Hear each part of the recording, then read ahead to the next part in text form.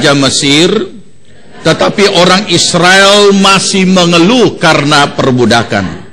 Dan mereka berseru-seru, sehingga teriak mereka minta tolong karena perbudakan itu sampai kepada Allah. Allah mendengar mereka mengerang, lalu ia mengingat kepada perjanjiannya dengan Abraham, Ishak, dan Yakub. Maka Allah melihat orang Israel itu, dan Allah memperhatikan mereka. Pembacaan kita yang berikutnya, 1 Petrus pasal yang ketiga. 1 Petrus pasal yang ketiga, ayat yang ke-12. Kita baca. Sebab mata Tuhan tertuju kepada orang-orang benar, dan telinganya kepada permohonan mereka yang minta tolong. Tetapi wajah Tuhan menentang orang-orang yang berbuat jahat. Amin. Puji Tuhan. Silahkan duduk. Dari ayat-ayat firman Tuhan yang sudah kita baca, kita belajar kebenaran firman Tuhan dari hal bergaul dengan kasih karunia Allah.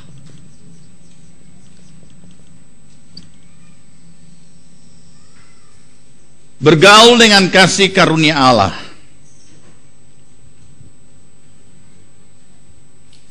Saya meminjam istilah atau kata bergaul untuk memudahkan kita memahami apa yang akan kita pelajari pada malam hari ini dari ayat-ayat firman Tuhan yang sudah kita baca tadi.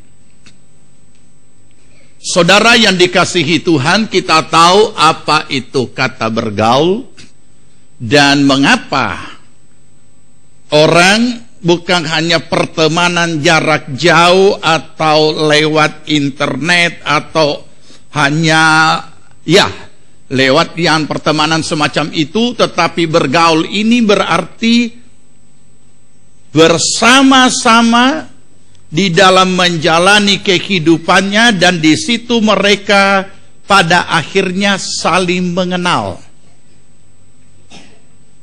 Kenapa orang berteman kemudian jalan sama-sama dan kemudian disebut pergaulan mereka begitu akrab dan menjadi sahabat yang akrab, teman yang akrab, istilah lain berkata sobat kental dan lain sebagainya. Dan pada akhirnya dianggap mereka ada istilah yang lebih melekatkan mereka, lebih daripada saudara sendiri. Nah, saudara yang dikasihi Tuhan, itu yang terjadi di dalam kehidupan setiap orang.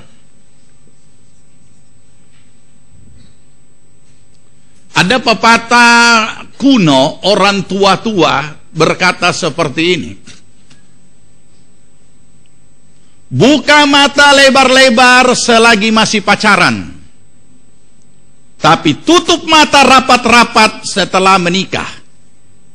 Saudara pasti bisa menangkap apa makna daripada kata-kata ini. Kenapa buka mata lebar-lebar sebelum menikah? Sebab seringkali orang yang sudah jatuh cinta satu dengan yang lain, sebenarnya cinta itu melek, tetapi orang mengistilahkan selalu cinta itu buta, love is blind. Apa sebabnya? Karena mereka tidak dapat saling mengenal lebih dalam dan yang sebenarnya, sehingga apapun semuanya sepertinya tidak kelihatan. Tetapi ketika sudah menikah, mata dibuka lebar-lebar, langsung sakit hati. Kenapa? ketahuan aslinya. Itu sebabnya dikatakan sebelum menikah buka mata lebar-lebar supaya tahu persis siapa dia, apa dia, dan bagaimana dia. Sebab kalau sudah menikah, tidak bisa bikin apa-apa. Karena dikatakan oleh kitab tidak bisa cerai. Makanya tutup mata saja. Iya. Sebab kalau mau buka mata, itu kelakuan. Menyesal, kita baru tahu kalau dia begitu. Nah, itu karena dia buka mata. Itu kata orang-orang tua. Kenapa, saudara? Karena itulah persahabatan dan pergaulan di antara sesama manusia. Makin lama dan makin lama, makin banyak kekurangan dan cacat celahnya, dan semakin tidak menyenangkan. Tetapi berbeda dengan apa yang kita seharusnya alami di dalam kehidupan kita sebagai orang percaya yang hidup di dalam dunia ini dengan kasih karunia Allah. Beda yang kita alami tatkala kita bergaul dengan Tuhan. Setiap orang percaya tahu persis, kita sudah belajar apa yang Tuhan sediakan sesudah perjalanan hidupnya berakhir di dunia ini, yaitu keselamatan yang hanya oleh kasih karunia. Orang percaya pun mengakui bahwa apa yang dia segala apa yang dia bisa peroleh dalam perjalanan hidupnya di dunia ini juga adalah karena kasih karunia. Tetapi apa yang terjadi? Yang terjadi sekalipun pemahaman keyakinan mereka benar dan ada dasarnya sesuai firman, tapi sebagai manusia lahiriah, seringkali kita juga bingung apa yang Tuhan lakukan dan apa yang sedang kita alami. Itu sebabnya mengapa kita perlu bergaul dengan kasih karunia Allah dalam hidup kita sehari-hari. Kita bukan saja mengalami dan menikmati segala apa yang Tuhan janjikan atas setiap respon yang sudah kita lakukan sebagaimana minggu yang lalu kita pelajari, tetapi kita juga dapat memahami apa yang menjadi isi hati Tuhan dan cara Tuhan bekerja. Secara manusia saja, ketika kita semakin akrab dengan seseorang, tidak ada lagi yang tersembunyi. Dia tahu segala sesuatu tentang kita tahu segala sesuatu tentang dia, sehingga apapun yang terjadi, apapun sikap dan tindakannya, tidak akan membingungkan kita. Nah, demikian juga sebaliknya. Hal yang sama juga harus kita alami dalam kehidupan kita sebagai orang percaya di dalam bergaul dengan kasih karunia Allah dalam hidup kita. Kenapa, saudara? Sebab ketika kita tidak memahami cara Tuhan bekerja, pemikiran dan hatinya kepada kita, maka kita bisa kecewa. Padahal ia tidak pernah mengecewakan kita. Tapi kita yang bisa menjadi kecewa oleh karena kita sendiri yang tidak mau mendalami dan mengerti dan memahami apa yang menjadi isi hati Tuhan. Saudara, kita ingat sebuah nyanyian yang selalu biasanya dinyanyikan seperti ini. Bapa surgawi, ajarku mengerti betapa dalamnya kasih-Mu. Kenapa kita satu saat nyanyian ini kita lagukan atau nyanyikan dari hati kita? Karena ada cara-cara kerja Tuhan yang tidak dapat tertangkap dengan pemahaman kita. Padahal apa yang Tuhan lakukan sebenarnya adalah bagian dari kasih karunia itu. Kalau kita baca Alkitab kita akan sulit menangkap dengan logika kita bahwa menderita karena Kristus juga adalah bagian dari kasih karunia.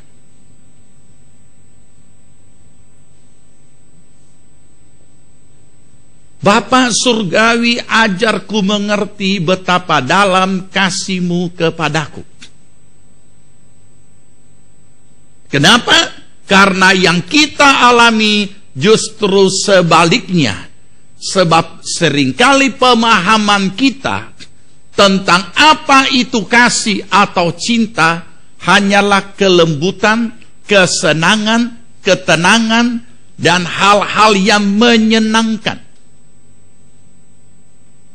Berkat-berkat yang berlimpah. Padahal keindahan cinta itu tidak terletak pada harta benda, kemuliaan, kekayaan, dan apapun bentuknya. Tapi justru keindahan cinta itu ada di dalam air mata. Nah, saudara yang dikasihi Tuhan, oleh karena itulah kita perlu belajar kebenaran firman Tuhan. Supaya sejak kita menjadi orang percaya, kita selama itu sudah menikmati kasih karunia Allah dalam kehidupan kita, dan sepanjang hidup kita sampai ini hari kita sudah bergaul dengan kasih karunia Allah. Maka seharusnya kita lebih menyadari dan lebih memahami betapa dalam, panjang, lebar, tinggi, dan dalamnya kasih Allah di dalam Yesus Kristus yang kita sudah alami. Mari saudara, kita akan mulai dari diri kita.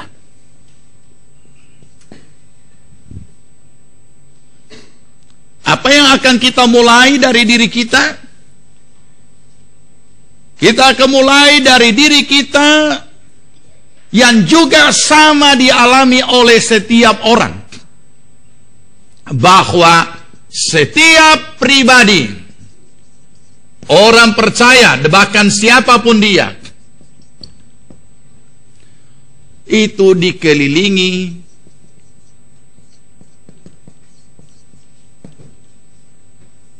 dengan berbagai macam realitas hidup. Ini dulu.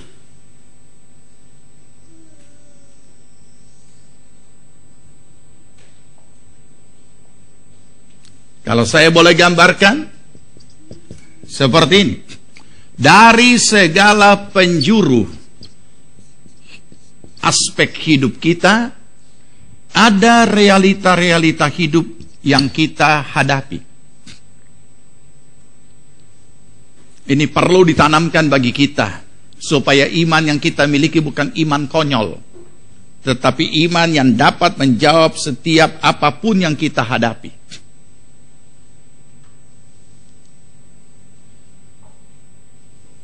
Saudara tahu bahwa sekecil apapun atau kata realita-realita ini, ia bisa menjadi problem, ia bisa menjadi masalah, ia bisa menjadi persoalan, dan sekecil apapun bentuknya, ia mampu menggoyahkan iman.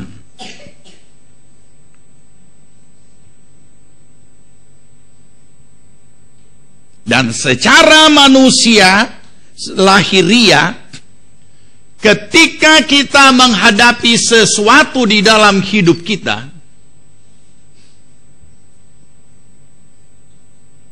itu secara alamiah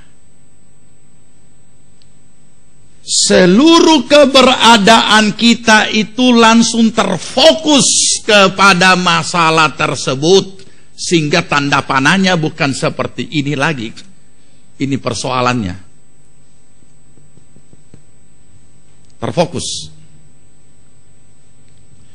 Perasaan kita, kehendak kita, pikiran kita, semua yang ada di dalam unsur jiwani kita itu terfokus kepada masalah yang sedang kita hadapi. Karena ini semuanya terfokus, tanpa kita sadari, itu sudah mempengaruhi iman kita, sehingga akan menghasilkan sikap iman yang keliru.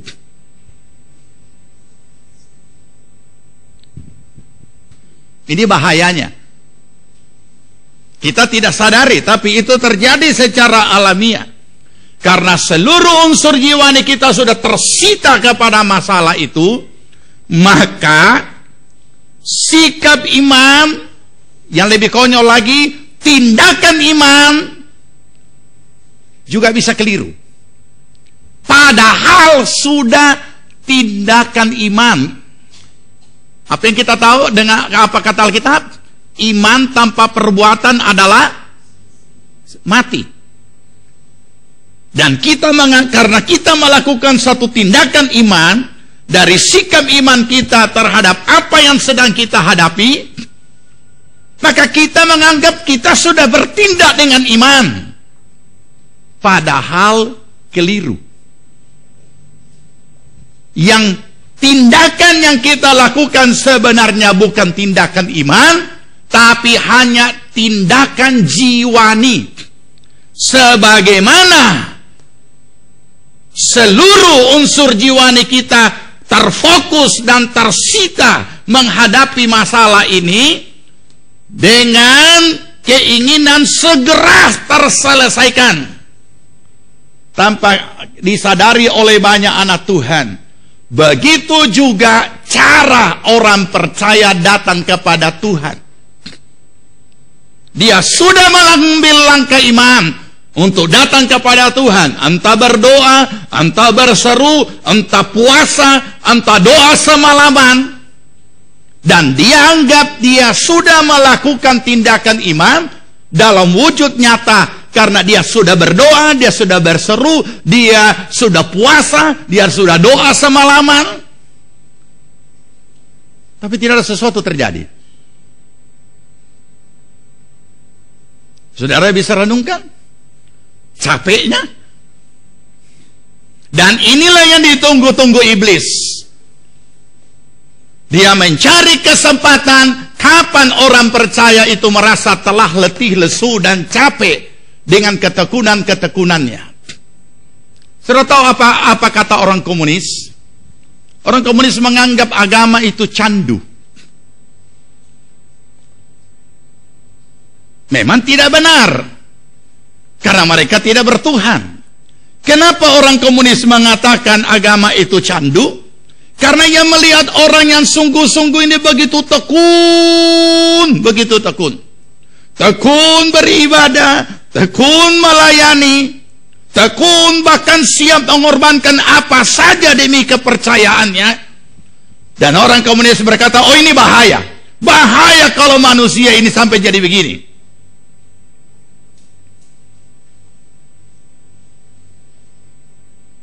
Bisa dibuktikan? Kita bisa renungkan sejenak. Apa yang terjadi pada pribadi-pribadi tertentu yang seperti itu? Mereka memang tidak memahami apa yang sedang dialami oleh orang percaya ini. Mereka hanya melihat. Kemudian orang komunis mengatakan, oh bahaya jadi candu. Tapi Sekalipun itu tidak benar, tidak ada salahnya coba kita renungkan. Jangan-jangan tanpa kita sadari, semua kegiatan-kegiatan rohani kita ini hanya kecanduan. Bisa nangkap maksud saya? Masih ingat apa kata orang-orang ketika ada suaminya lebih setia, lebih rajin, atau sebaliknya istrinya tapi suaminya tidak, atau mungkin anaknya, orang tuanya, atau siapapun. Sering ada kalimat seperti ini, bawa kasur dan bantal di gereja, tidur jo di gereja. Kenapa sampai ada kalimat itu? Karena memang ini orang luar biasa aktifnya, kurang tidak tinggal di gereja. Nah, inilah yang orang komunis bilang agama itu candu.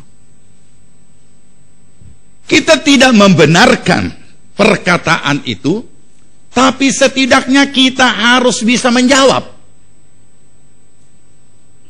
Dan apa yang terjadi, saudara? Iblis menunggu kapan kita lelah. Iblis menunggu kapan kita capek. Dan pada akhirnya sikap-sikap iman dan tindakan iman yang kita anggap kita sudah lakukan, tetapi bukan itu, seperti itu yang Tuhan maksudkan, kemudian kita jadi kecewa. Saudara, mari kita kembali dengan apa yang kita baca tadi. Setelah kita memahami akan kebenaran ini, maka kita akan melihat lebih lanjut apa yang sudah kita baca. Ya. Yang berikut, sebelum kita baca yang berikut, itu poin yang pertama. Poin yang kedua yang harus kita pahami adalah, setelah kita mulai dari diri kita pribadi, inilah yang terjadi hari-hari, bahwa tiap hari kita diperhadapkan dengan realita-realita hidup. Yang kedua adalah Tuhan berurusan dengan umatnya.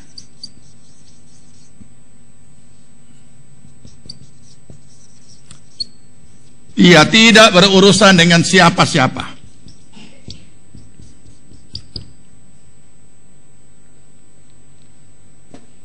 Mari kita buka Kejadian 18. Kejadian pasal yang ke-18.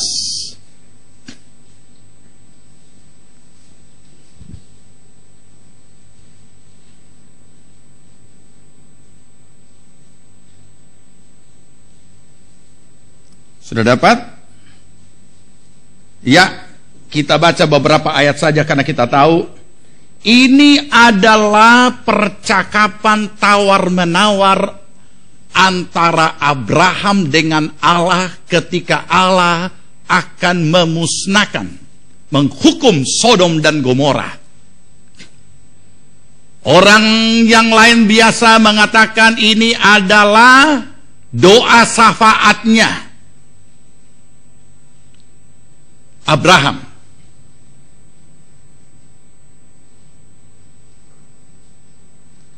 Ayat 23 langsung.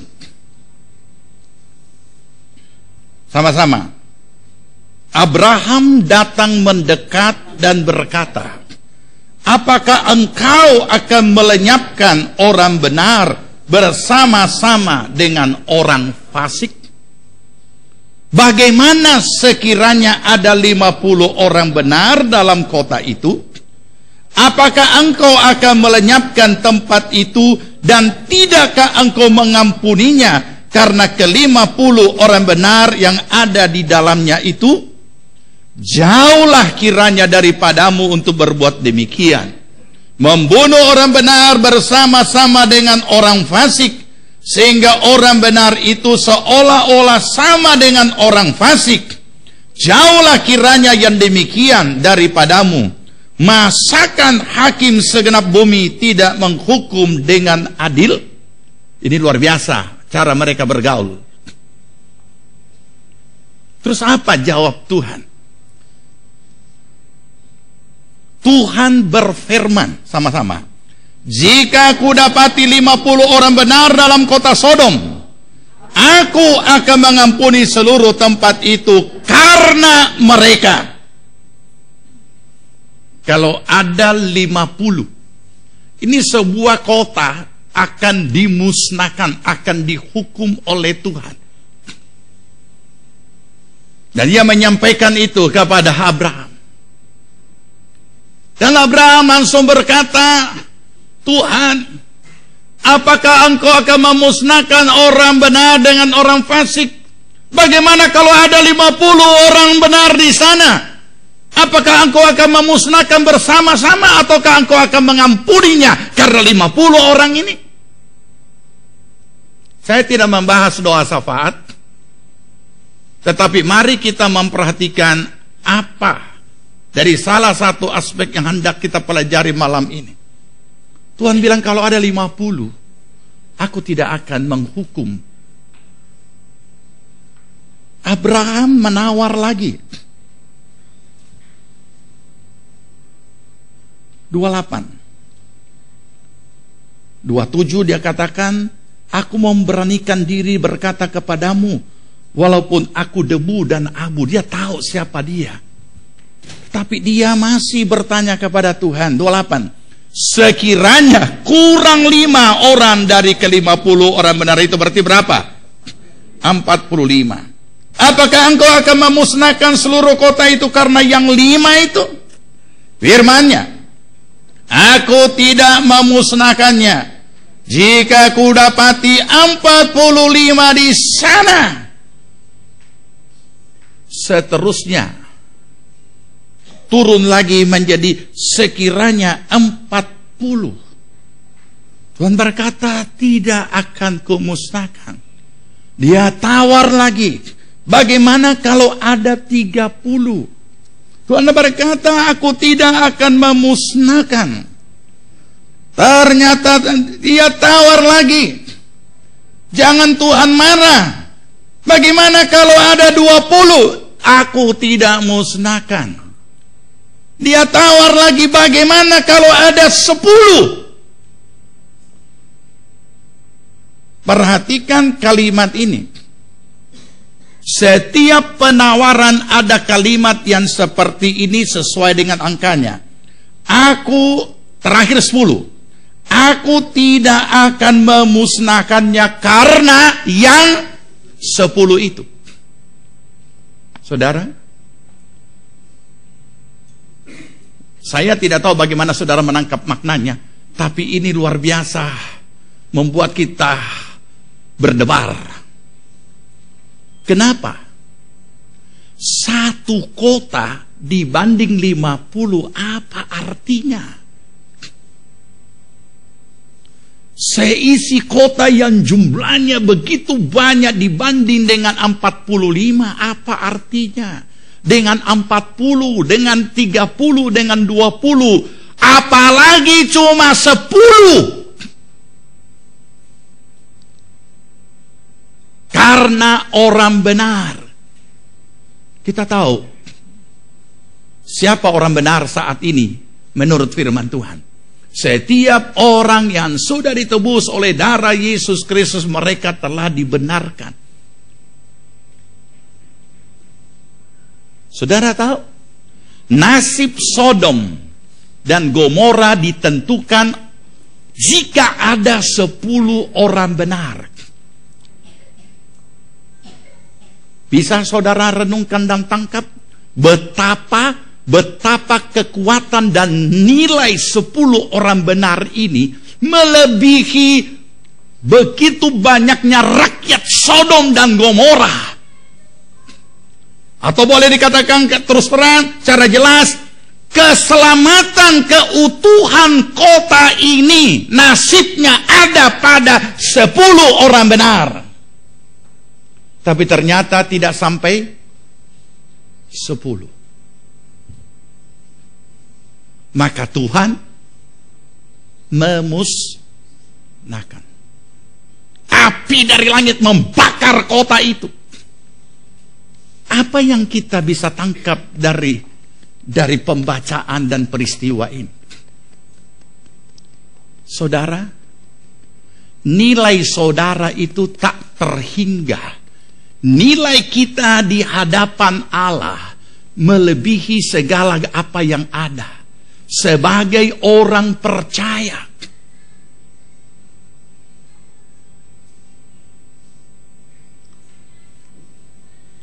peranan, keberadaan orang percaya, kehadirannya, peranannya itu di mata Tuhan luar biasa.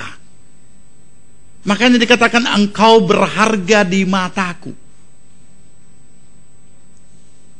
Tetapi sayang, anak-anak Tuhan tidak memahami dan menangkap ini. Bisa kita renungkan dan bisa kita mendalaminya, bahwa jika ada 10 orang, Sodom dan Gomora tidak akan dimusnahkan. Dapatkah kita merenungkan, membayangkan dengan mendalam bahwa nasib Sodom berada pada tangan orang benar? Ini tidak berbeda dengan hari ini, saudara. Sampai hari ini Tuhan tidak berurusan dengan orang lain. Tuhan hanya berurusan dengan umatnya. Keselamatan satu kota, keselamatan dan kemakmuran dan segala keberadaan kota, desa, kampung, apapun juga, itu tergantung keberadaan orang percaya di mata Tuhan pada saat itu. Karena Tuhan berurusan dengan orang-orangnya. Tuhan tidak berurusan dengan orang kafir. Tapi sayang, umat Tuhan memang banyak saat ini. Tapi hanya umat Tuhan yang siap masuk sorga, tapi tidak punya peranan di dunia ini. Gereja seringkali hanya dipersiapkan umatnya mati masuk sorga. Itu memang harus, karena keselamatan hanya ada di dalam Yesus Kristus. Tetapi umat Tuhan itu kan belum mati, masih hidup, dan peranannya harus hadir. Tuhan menetapkan kita sebagai garam. Tuhan menetapkan kita sebagai terang dunia. Tuhan menetapkan kita sebagai bintang-bintang di dunia, bukan bintang di langit, bintang-bintang di dunia. Kita sudah bisa nangkap apa itu istilah bintang. Bintang. Tapi apa yang terjadi? Umat Tuhan lebih siap masuk sorga daripada siap hidup di dunia. Itu sebabnya peranan orang percaya dalam isu-isu kemasyarakatan lemah. Tidak ada. Kalau mau dikatakan tidak ada, mungkin tidak bisa, tapi terlalu minim.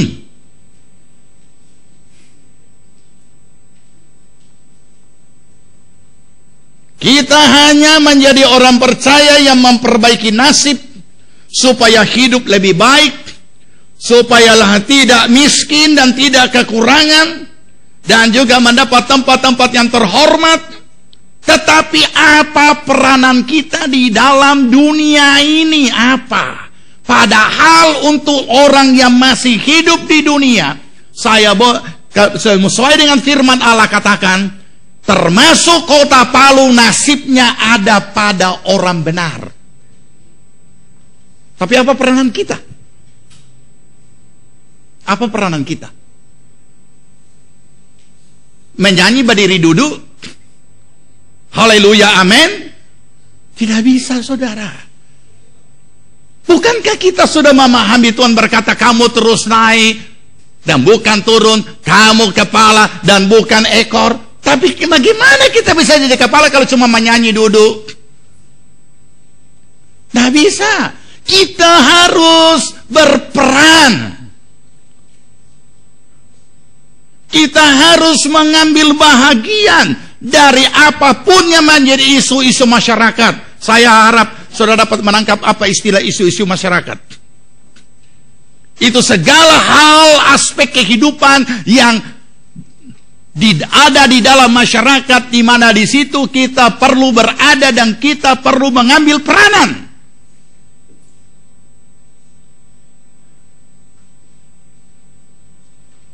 Nah, karena kita tidak berperan, jadi siapa yang mengambil peranan?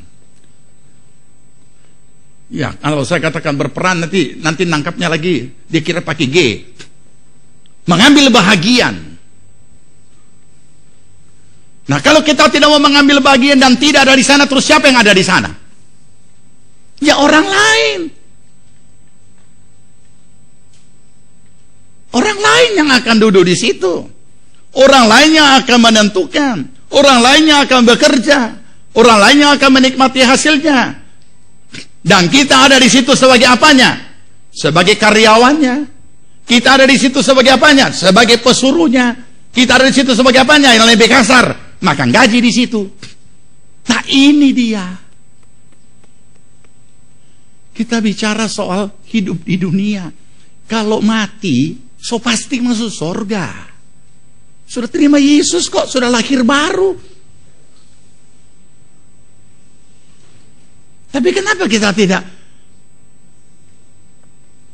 tidak memahami ini? Pada akhirnya apa yang terjadi? Segala sesuatu ditentukan orang lain. Segala sesuatu ditentukan orang lain. Ya sudah, nikmatilah hasilnya. Dan kita tinggal ikuti. Dan ketika kita mau berperan, mengambil bahagian dan ada di situ, kita belum siap dalam segala hal. Ya tidak bisa, ini dunia kondisinya seperti ini, saudara. Nah, kita baca 1 Petrus pasal 3. Itu menggenapi apa yang ada di dalam perjanjian lama tentang Abraham tawar-menawar dengan Tuhan, dan ternyata letak keselamatan Sodom ada pada 10 orang benar, tapi ternyata tidak sampai 10. Dan apa yang Tuhan lakukan sama saja dengan yang sudah kita baca tadi. 1 Petrus 3 ayat 12. Ya, sebab mata Tuhan tertuju kepada orang benar, dan telinganya kepada permohonan mereka yang minta tolong. Tetapi wajah Tuhan menentang orang-orang yang berbuat jahat. Sekarang kita mau pilih mana? Yang jelas Tuhan tidak Tuhan menantang orang-orang yang berbuat jahat. Dan mata Tuhan tertuju pada kita. Tetapi heran, di saat mata Tuhan tertuju kepada kita, kita sudah lihat di sini bagaimana Tuhan, berarti Tuhan sangat berurusan dengan kita sebagai orang percaya. Kita lihat matanya sudah tertuju ke sini, mata kita juga. Demikian. Ini yang terjadi. Mata kita juga. Nah, makanya nyanyian yang paling kita suka apa? Mataku tertuju padamu. Akhirnya apa? Baku haga dengan Tuhan. Tuhan haga kemari, kita juga haga dia. Nah, oke, ya. Mari kita lihat lagi satu ayat.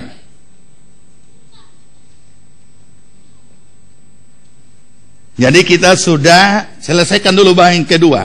Tuhan berurusan dengan orang benar. Nah, bagaimana caranya Tuhan berurusan dengan orang benar? Nah, kita kembali kepada masalah-masalah pribadi. Setelah kita sudah dibawa dan dimotivasi bagaimana seharusnya kita mengambil peranan, sekarang bagaimana Tuhan berurusan dengan orang benar itu. Kita kembali kepada Keluaran tadi. Keluaran pasal 2. Keluaran pasal 2. Sudah dapat? Ayat 23. Kaum pria dulu. Kaum laki-laki. 2, 3. Lama sesudah itu matilah Raja Mesir, yaitu Firaun, Tetapi orang Israel masih mengeluh karena perbudakan. Dan mereka berseru-seru sehingga teriak mereka minta tolong karena perbudakan itu sampai kepada Allah. Ini dulu, sampai sini dulu. Saudara, sebenarnya kita sungguh sangat bersyukur karena perhatian Tuhan dan sikap Tuhan yang begitu menaruh perhatian terhadap diri kita, sehingga selalu Dia berurusan dengan diri kita. Tetapi apa yang terjadi di sini tidak berbeda itu yang kita lakukan tiap hari dalam hidup kita. Camkan, teliti apa yang kita baca. Lama sesudah itu matilah Raja Mesir, yaitu Fir'aun. Tetapi orang Israel masih mengeluh karena perbudakan. Tidak ada perubahan. Ternyata kondisi hidup dan realita yang mereka hadapi tiap hari lebih berat. Karena sekarang perbudakan. Mereka tahu mereka umat Tuhan, maka berseru-serulah mereka, sehingga teriak mereka minta tolong karena perbudakan itu sampai kepada Allah. Mereka mengeluh karena perbudakan. Bisa saudara nangkap? Masalah yang mereka hadapi adalah perbudakan. Itu penderitaan, tekanan yang sangat berat. Dan ketika mereka mengalami tekanan, mereka mengeluh. Ini hal yang lumrah, hal yang manusiawi, di mana setiap orang pada umumnya ketika mengalami tekanan, kesukaran, kesulitan, penderitaan, ada keluhan. Dan sebagai umat Tuhan, mereka minta tolong, berteriak, berseru-seru karena perbudakan itu. Dan teriakan itu sampai kepada Allah. Ini tidak beda dengan tiap hari yang kita lakukan dalam hidup kita. Makanya bagian pertama tadi kita sudah dihentar. Apapun bentuk realitas hidup itu punya kemampuan menggoyahkan iman. Kemudian bisa membuat seluruh eksistensi diri kita itu terfokus kepada problem itu. Sehingga akibat daripada semuanya terfokus oleh karena masalah yang sedang dihadapi, sikap iman kita bisa keliru dan tindakan iman kita bisa keliru. Persis seperti yang kita baca. Saya yakin sebagai orang percaya kita tahu apa yang harus kita lakukan. Pasti berdoa. Persis sudah. Pasti berseru kepada Tuhan. Persis itu. Minta tolong karena perbudakan. Minta tolong karena ada masalah. Entah itu sakit penyakit, entah itu masalah rumah tangga, entah itu masalah bisnis. Maka sebagai orang rohani, apa yang dilakukan? Minta tolong kepada Tuhan. Sekarang pertanyaannya, bagaimana kalau tidak ada masalah? Tidak ada penyakit, rumah tangga bahagia, usaha cuan terus, dan semua baik, ada seruan minta tolong? Pasti tidak. Nah, saudara, disinilah letak masalahnya. Yang tadinya kelihatannya pengeluhan itu lumrah, dan minta tolong kepada Tuhan juga itu hal yang lumrah sebagai orang percaya atau sebagai umat Tuhan. Tapi justru disinilah masalahnya. Saudara mau tahu apa responnya Tuhan? 24.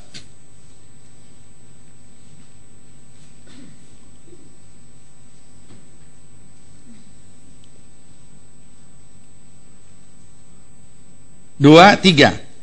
Allah mendengar mereka mengerang, lalu ia mengingat kepada perjanjiannya dengan Abraham, Ishak dan Yakub.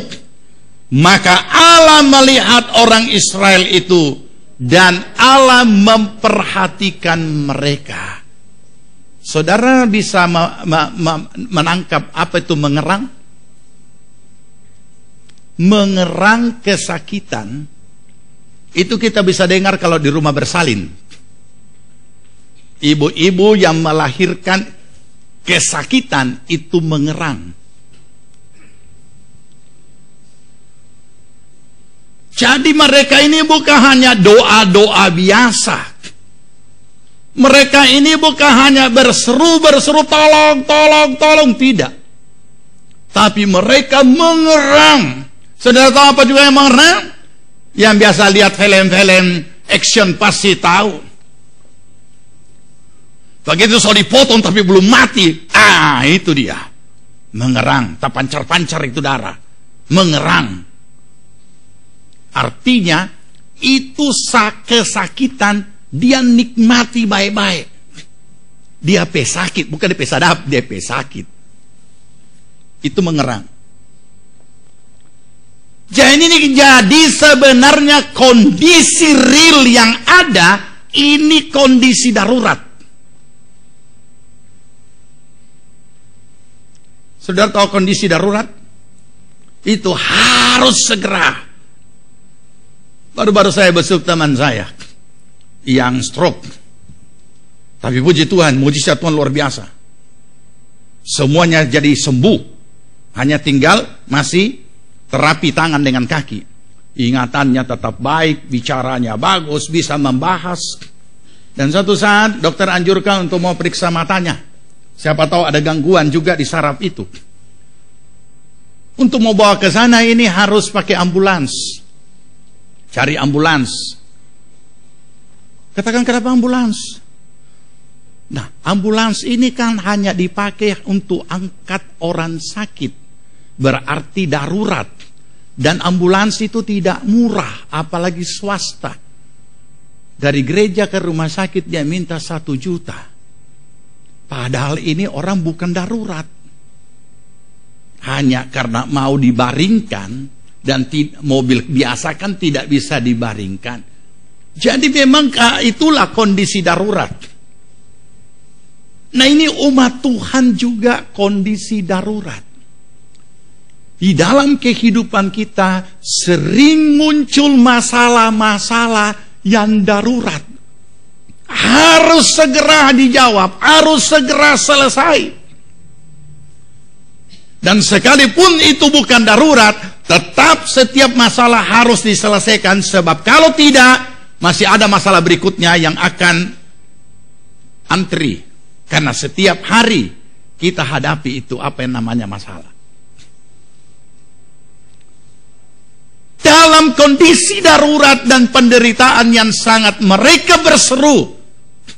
Tapi Tuhan justru kayak melamun. Saya istilahkan melamun, bukan Tuhan pernah melamun. Saya istilahkan melamun supaya mudah kita tangkap apa yang akan dijelaskan. Kenapa? Sebab apa yang kita baca, mereka sudah berseru-seru, Tuhan tidak segera menolong. Malah ketika mereka berseru-seru, Tuhan mengingat janjinya kepada Abraham. Saya yakin saya pernah jelaskan hal ini. Jadi seolah-olah begini, sementara mereka berseru, Tuhan, kita pernah janji apa pada orang Bukan Tuhan pelupa. Tetapi kata Tuhan mengingat janjinya. kata Tuhan mengingat janjinya, bukan berarti Tuhan itu pelupa. Ini untuk memudahkan kita menangkap sehingga ayat ini menulis Tuhan mengingat.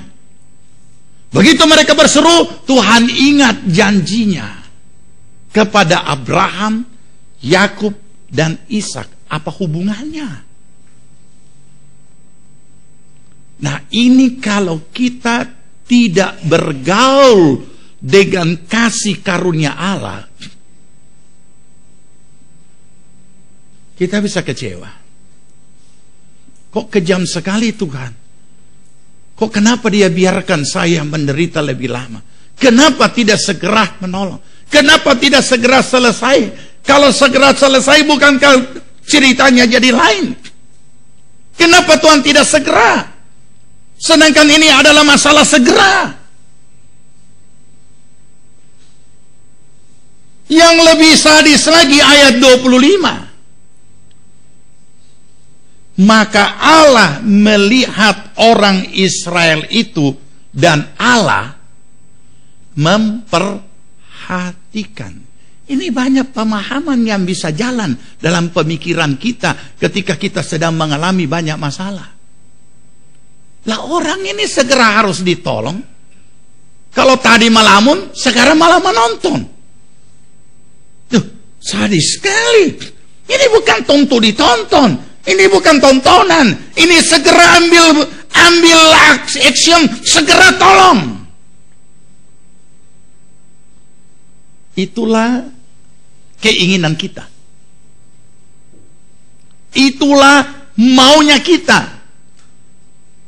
Jadi saudara bisa merenungkan, kalau kita tidak belajar memahami dalam bergaul dengan Tuhan selama ini, tidak memahami dalam bergaul dalam kasih karunia-Nya, kita akan menjadi kecewa kenapa Tuhan melakukan ini. Masih ingat ketika orang mengatakan Lazarus sakit? Pasti ingat ya. Ketika Yesus dengan murid-muridnya melayani di satu tempat dan orang-orang datang mengatakan, orang yang engkau kasihi sakit. Alkitab menulis, ia tidak segera ke sana untuk menyembuhkan Lazarus. Tapi apa yang ditulis Alkitab? Ia sengaja tinggal beberapa hari lagi. Apa kata Maria dan apa kata Marta? Ketika Yesus tiba di tempatnya, sekiranya engkau ada di sini, saudaraku tidak akan mati.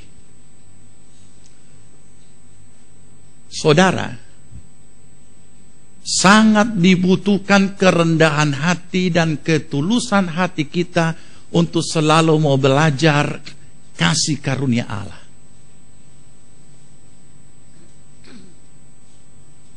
Itu kalimat yang menyayat hati.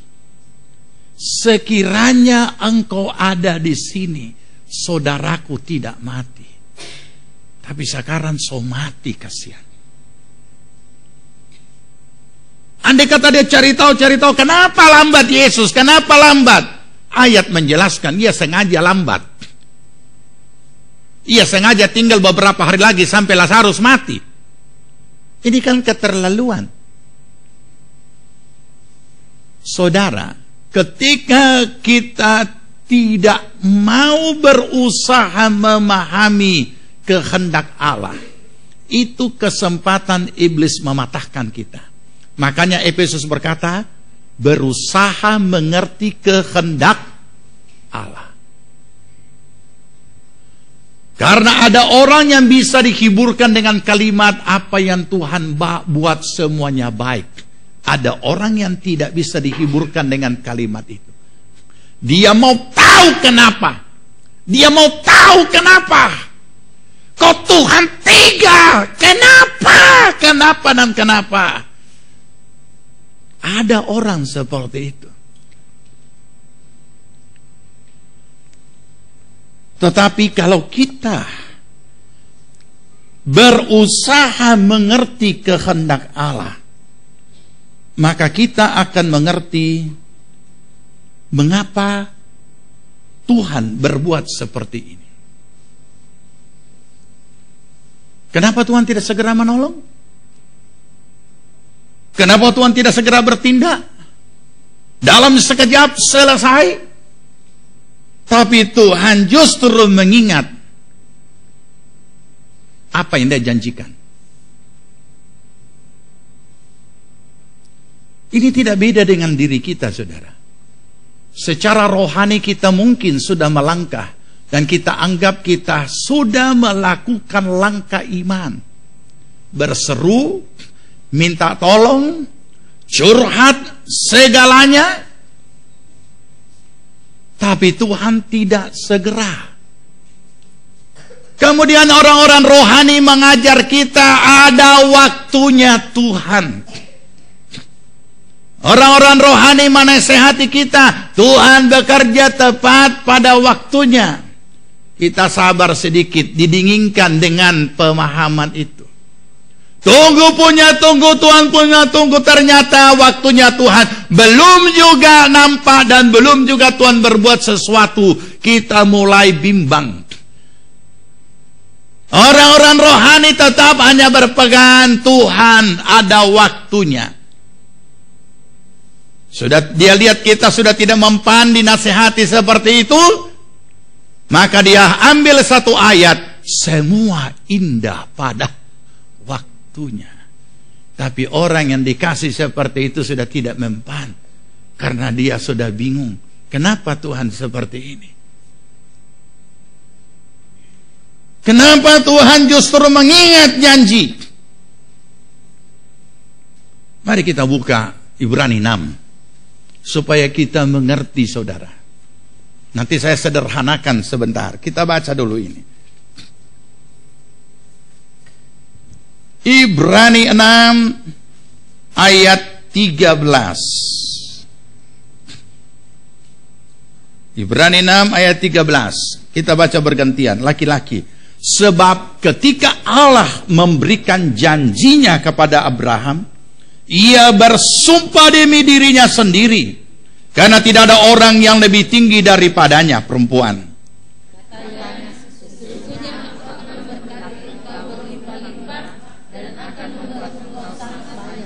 Abraham menanti dengan sabar, dan dengan demikian ia memperoleh apa yang dijanjikan kepadanya.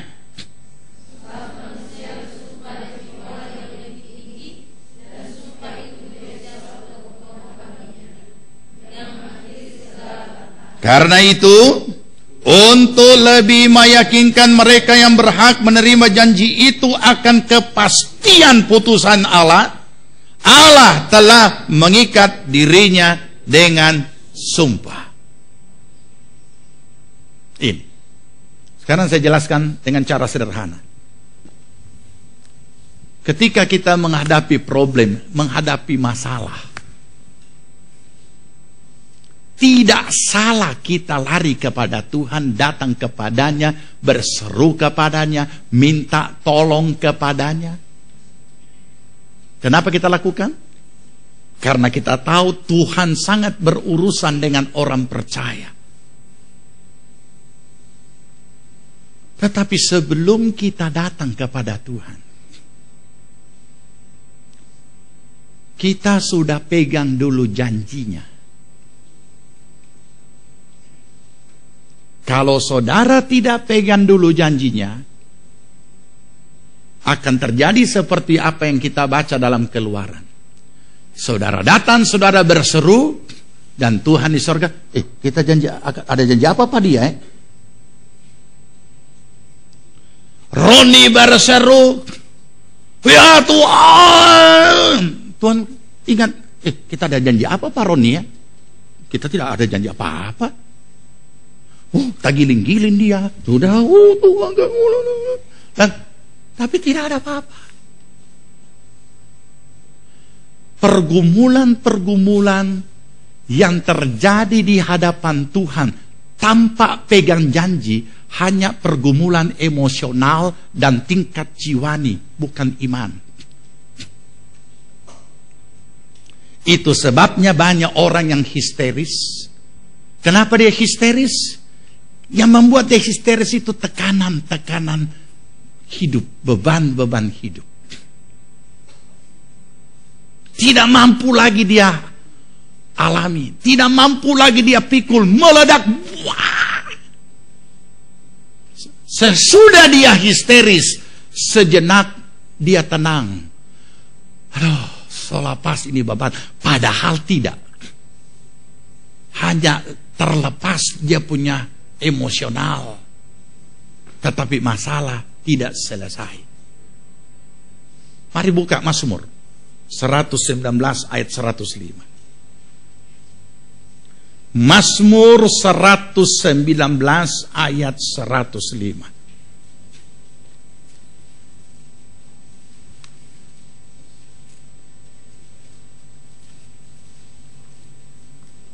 Mazmur 119 ayat 105. Sudah? Ya, baca sama-sama. 2, 3.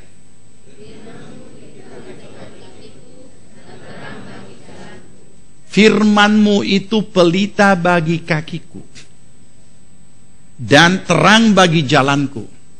Kita tahu kaki untuk berdiri dan untuk berjalan.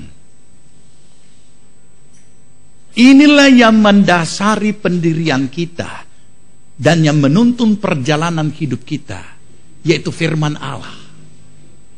Nah, di mana? Ada di mana letaknya disimpan perjanjian Allah itu? Ada di dalam firman-Nya. Makanya saudara, kita tidak bisa hidup tanpa memiliki janji Allah.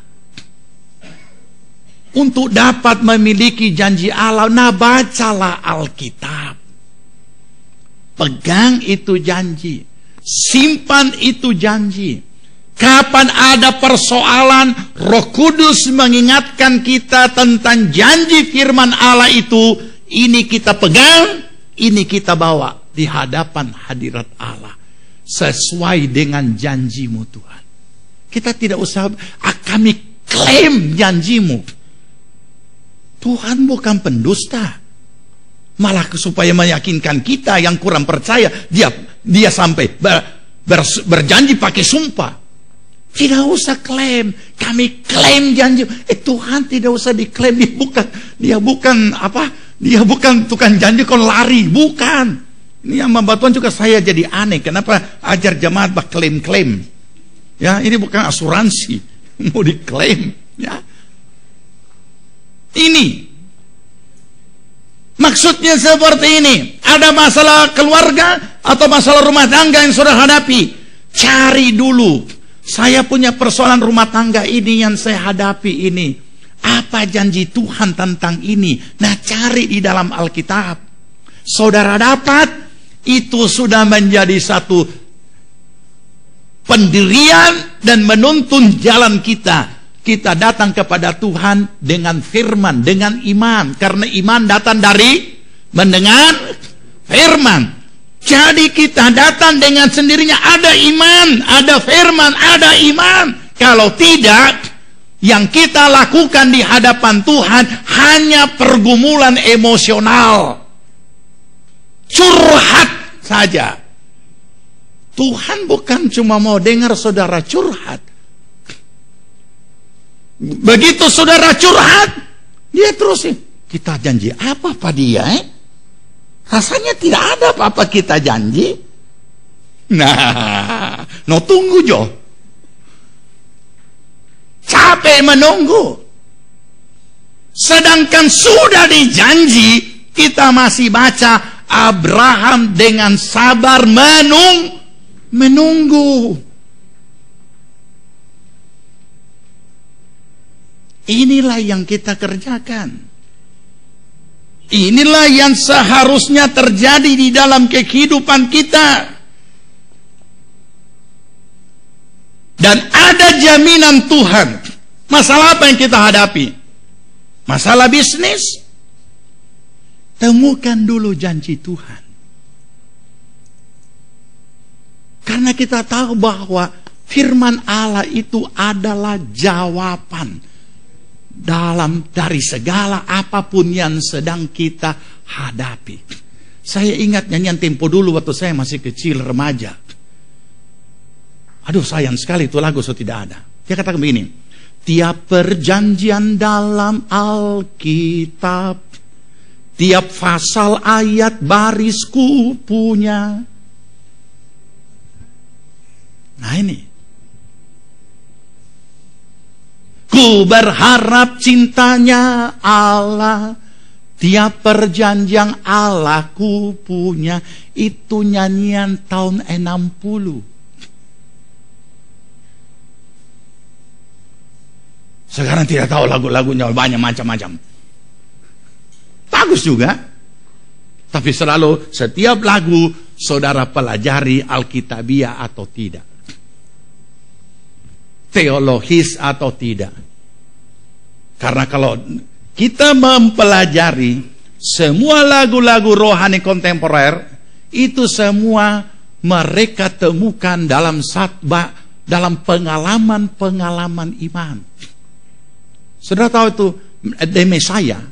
Haleluya, haleluya, haleluya, haleluya. Oh, itu dikarang oleh Handel. Itu dia duduk di depan dia dapat penglihatan. Dan dia tulis itu lagu. Dia lihat seperti film dan dia tulis. Sekarang banyak pengarang-pengarang lagu kejar target. Istilahnya kejar target. Jadi itu sebabnya tidak lama selesai. Lama selesai.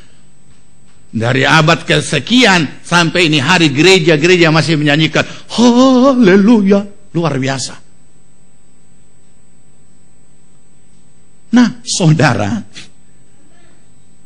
apa yang kita bisa alami pada saat kita datang dengan janji Allah?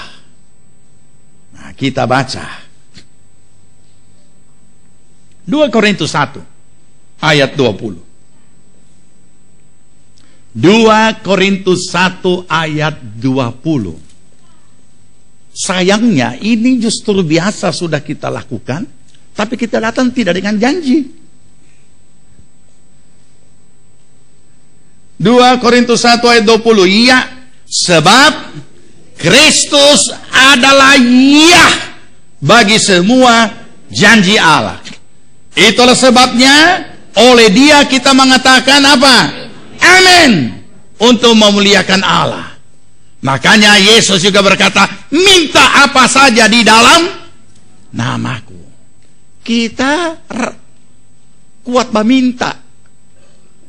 Dalam nama Yesus, dalam nama Yesus, dalam nama Yesus.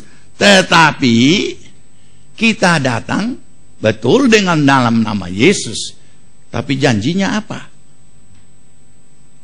Janji apa? Bahkan ada lagi yang sangat simpel berdoa dalam nama Yesus, dalam nama Yesus. Iblis akan bertanya, Yesus yang dari mana? Karena di Filipina banyak orang nama Yesus. Makanya masih ingat dalam Alkitab apa yang terjadi? Ketika murid-muridnya juga mau mengusir setan, dia bilang apa? Yesus aku kenal, Paulus, Petrus aku kenal, tapi kau siapa?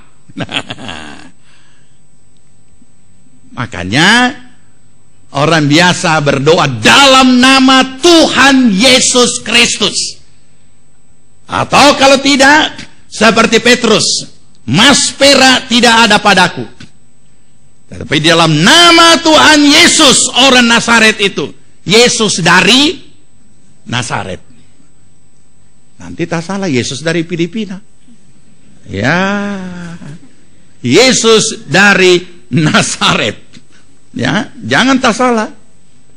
Ya, bukan iblis tidak mengerti. Iblis sudah tahu bahwa yang kita maksud adalah Yesus dari, tapi dia tanya, Yesus yang mana?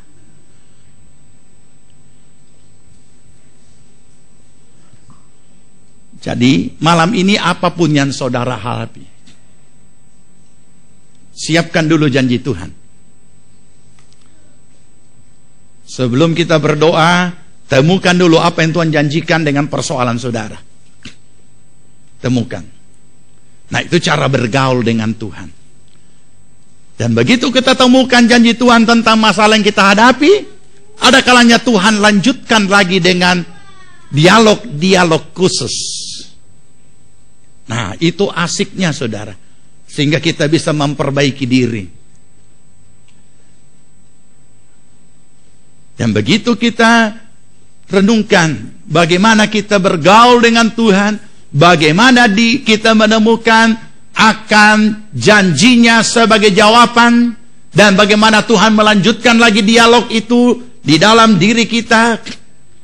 Apa yang harus kita lakukan dan apa yang terkait dengan janjinya yang harus kita lakukan. Sebab minggu lalu sama yang minggu lalu kita pelajari, semuanya harus diresponi, tidak terjadi dengan sendirinya. Tapi sayang banyak orang tidak mau. Dia cuma mau cepat. Tapi Tuhan mengingat apa janjinya.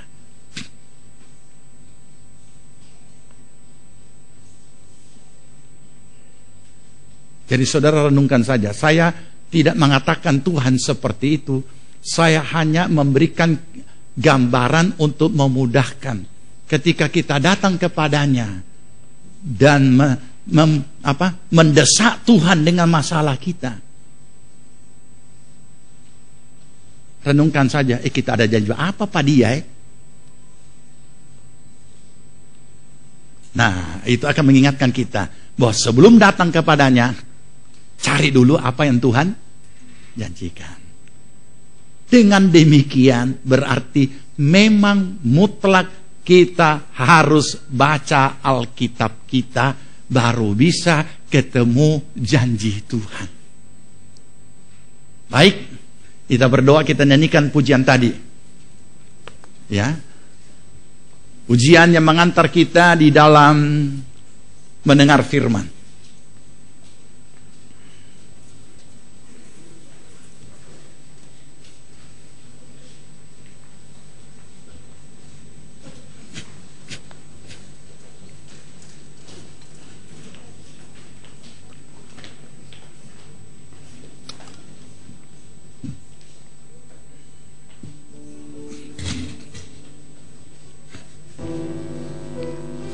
Mari kita bangkit berdiri.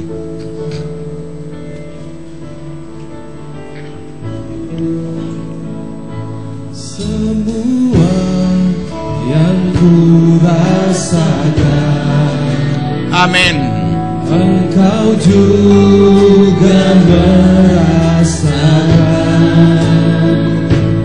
Ku tak pernah sendirian, Engkau yang sanggup menolongku.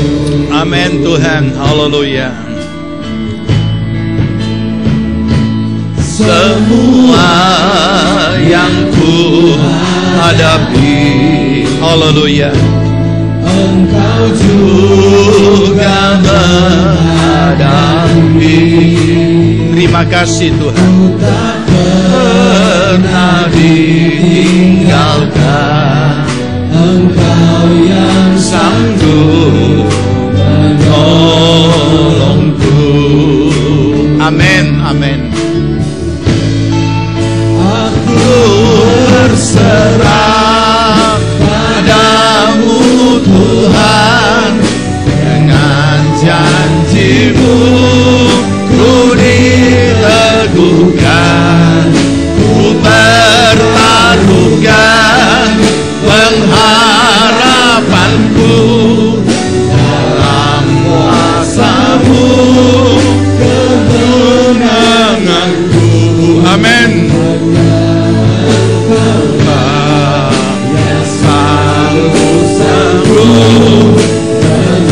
Aku berserah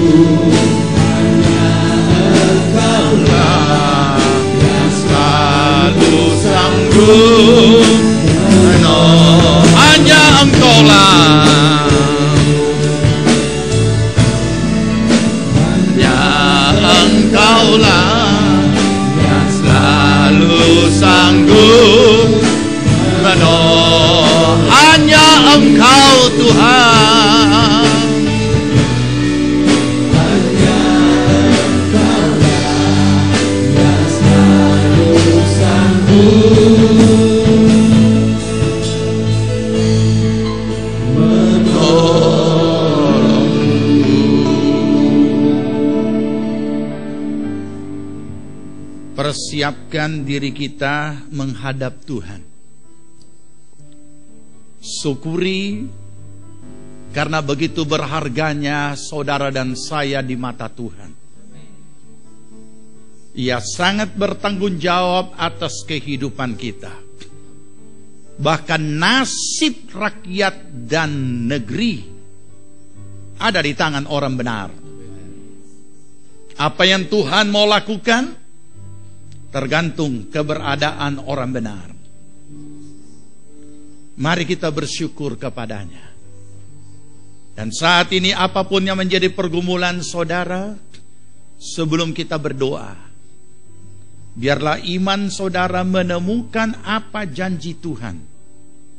Dan jika Tuhan mengikat dirinya dengan janji, apa yang Dia janjikan, kita pun harus mengikat iman kita dengan apa yang Dia janjikan.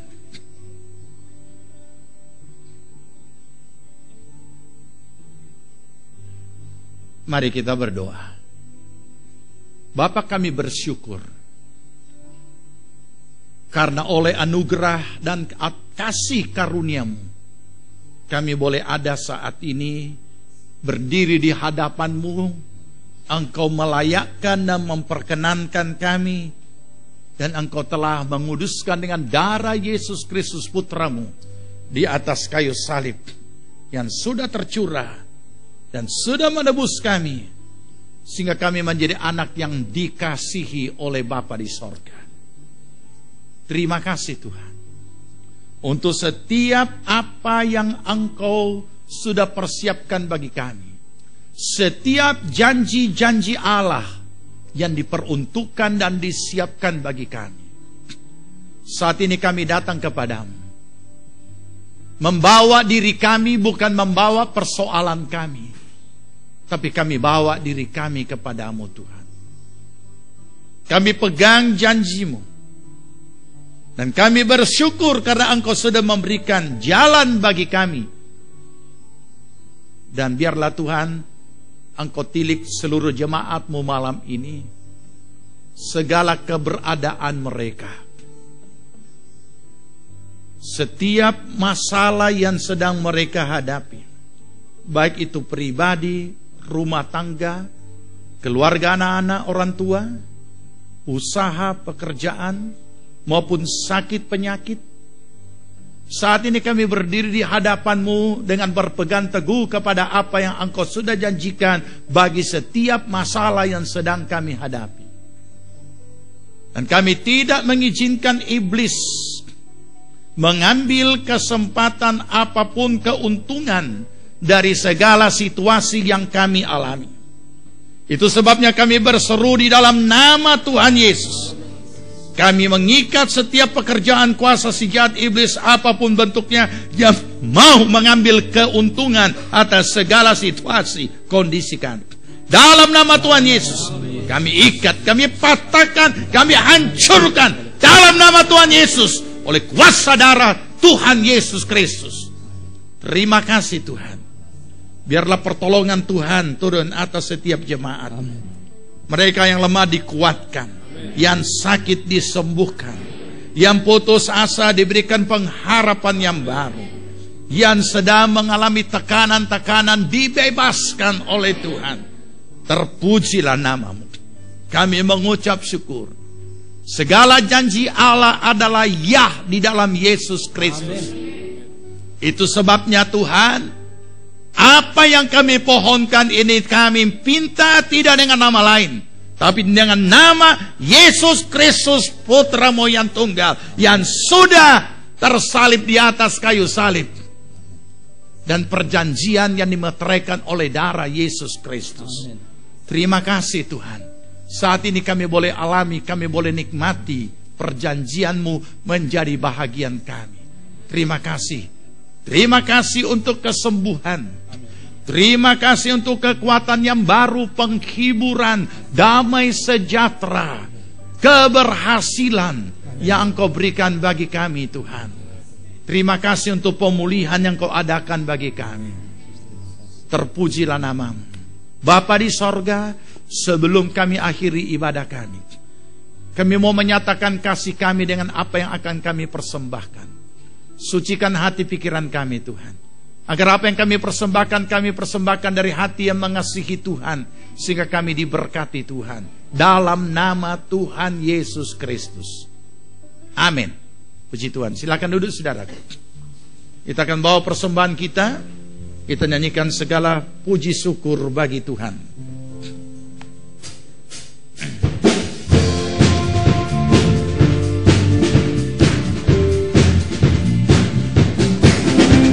Segala puji syukur hanya bagi-Mu Tuhan, sebab Kau yang layak dipuja. Kami mau bersorak, tinggikan nama-Mu. Haleluya. Puji syukur hanya bagi-Mu Tuhan, Amin. sebab Kau yang layak dipuja. Kami mau bersorak, tinggikan nama-Mu.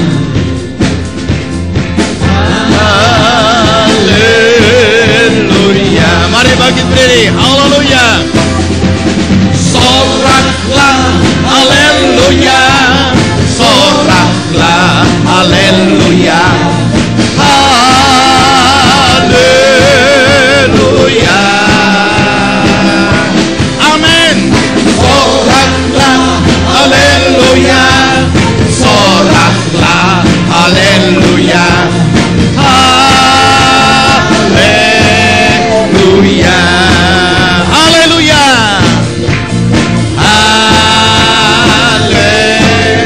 Haleluya.